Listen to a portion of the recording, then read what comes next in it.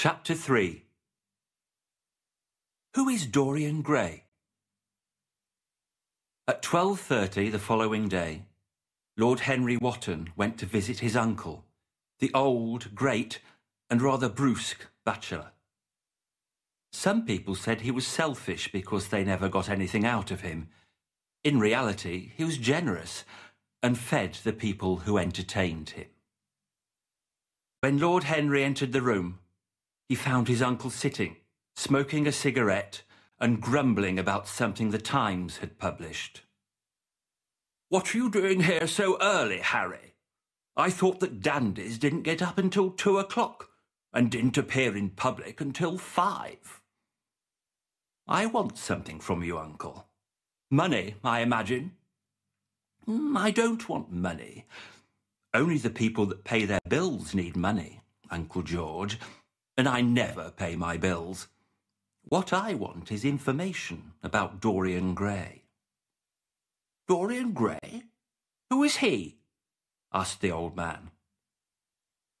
"He's the grandson of Lord Kelso and son of Lady Margaret Devereux." "Grandson of Kelso?" the old man repeated. "Yes, I knew his mother very well. She was a beautiful young woman. She drove men mad, but she escaped with a young chap with no money. They killed him in a duel a few months after the wedding. A very ugly matter. The girl died a year later. He left a son, yes, I had forgotten that. If he looks like his mother, he should be very handsome." "He is very handsome," said Lord Henry. "His grandfather and his mother had money. He will have inherited it." "I don't know, I suppose so. He hasn't come of age yet. You say that his mother was very beautiful?" "One of the loveliest creatures I've seen, Harry. She could have chosen any man, but she was a romantic. Where are you eating today, Harry?" "At Aunt Agatha's house. Mr. Gray will also be there." Lord Henry said goodbye and left his uncle's house. As he walked, he thought about the extraordinary story of Dorian Gray's mother. When he entered his Aunt Agatha's house, the servant told him that lunch had already started. He left his hat and entered the dining room. "Late as usual, Harry," exclaimed his aunt.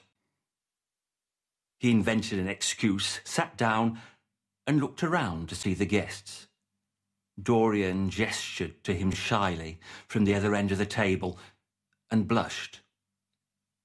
"Of course, Harry, I'm very angry with you," exclaimed Lady Agatha. "Why don't you want Dorian Gray to play at a charity concert?" "Because I want him to play for me," said Lord Henry, who looked at Dorian Gray and saw the sparkle in his eyes. "Those poor people need it," protested Lady Agatha.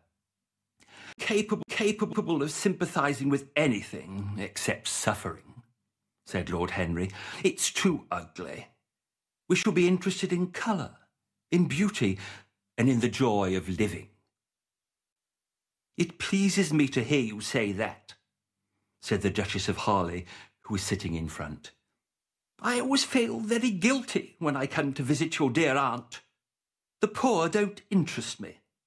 Now I can look you in the face without blushing. Ah, I would like to know how to become young again," she exclaimed.